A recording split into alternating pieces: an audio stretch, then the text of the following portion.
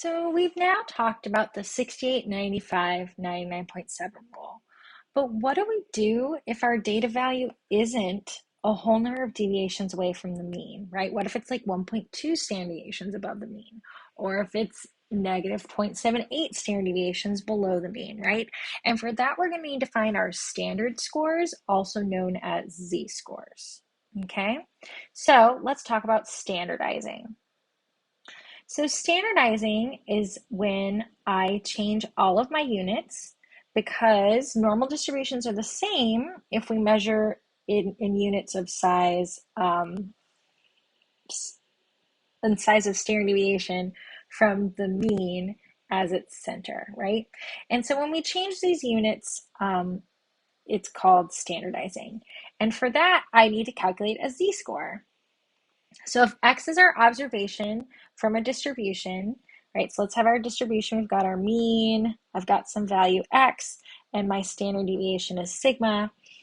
What I can do is I can calculate how many standard deviations x is, either above or below the mean, by taking that x value minus our mean divided by our standard deviation. And that gives me my standard score, also called a z-score.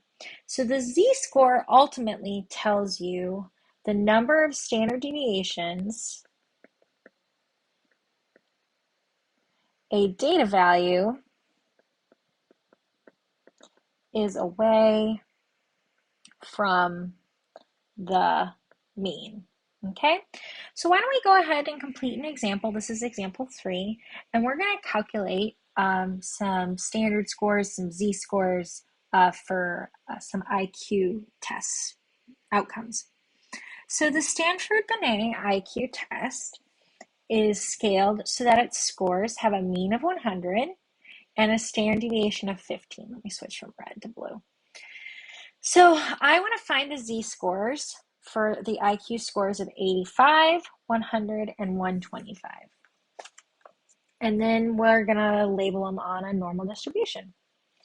So if I have to find the z-score for 85, what I'm going to do is I'm going to take 85, that's my new x, minus our mean, which is 100,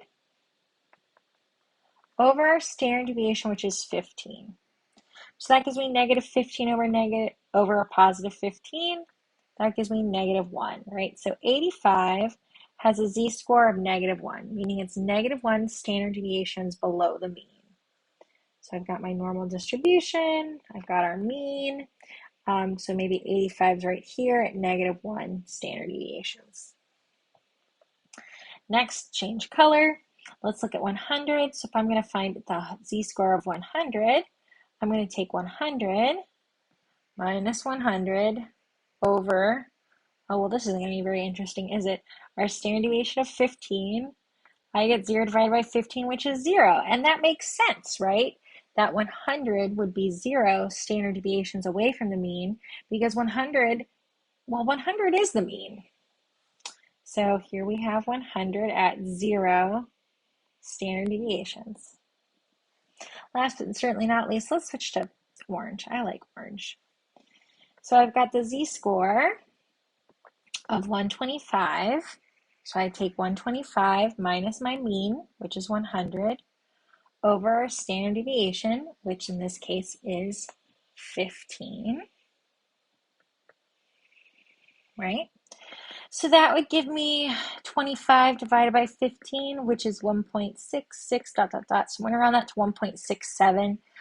We always want to round our z-scores to 2 decimal points, which we'll see why in just a few slides, I promise. But so I've got 125, maybe that's right here, at plus 1.67 standard deviations above our mean. And remember that this was a normal distribution with mean of 100 and a standard deviation of 15. But when we standardize our scores, we're kind of pushing them onto a different normal distribution. We're pushing them to the standard normal distribution. So the standard normal distribution, denoted in 0, 1, is a standard deviation with our mean of 100 and a standard deviation of 1. So if a variable x has any normal distribution, right, with mean and our standard deviation sigma, then our standardized variable is the z-score, right? And it has the standard normal distribution, right? We're kind of pushing everything onto the normal distribution because this allows us to use a z-table. So we find our z-score, but then once we find our z-score, we have to go to a z-table. So let me show you what that looks like. So once we know our z-score, we can use the properties now that we've standardized it and pushed it onto a normal distribution with mean of 0 and standard deviation of 1 to figure out the percentile in this distribution. So this is usually done with this z-score table. That's an appendix in your textbook. I did post one in Canvas. I've also included one in this PowerPoint, right? So what we can see is that if I have a z-score, I'm going to look that up in a z-table. So before, if you have a z-score of 0, oh my gosh, that's the ugliest normal distribution. Okay, I tried again. Oh, I'd have to erase that, y'all. Okay, let's try that again. Better, right? So if I have my mean, right, and I was calculating the z-score of my mean, we saw earlier that gives us a z-score of 0, right? And we know that our mean divides our data set in half. So if I look at a z-score of 0, okay, so here I've got 0, 0. You see it's got a z-score of 0.500, right? That divides my data set in half. That means that 50% of the data is less than it. So as you'll see, that for standard z-scores that are negative, this is our negative example, all of the data values are less than 0.50.